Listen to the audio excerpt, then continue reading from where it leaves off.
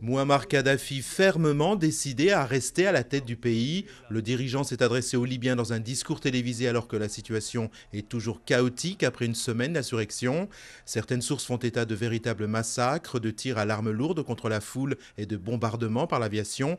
Un état de guerre fermement condamné par la communauté internationale. Les étrangers sont de plus en plus nombreux à fuir le pays.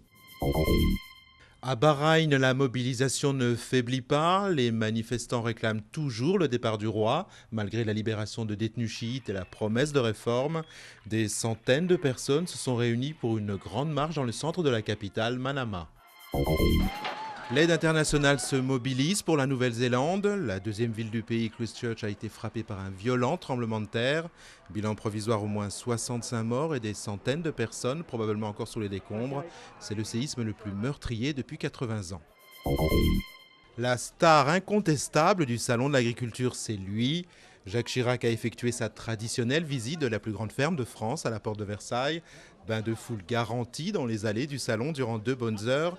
L'ancien chef de l'État ne s'est toutefois pas attardé, contrairement à ses habitudes. Avec True Grit, les frères Cohen font une entrée remarquée dans l'univers du western, une version revisitée du film d'Henry Hathaway sorti en 1969. Plus fidèle au roman, mais totalement décalée et drôle, la jeune Mattie quitte sa maison pour venger son père. En chemin, elle rencontre 2 personnages plutôt singuliers.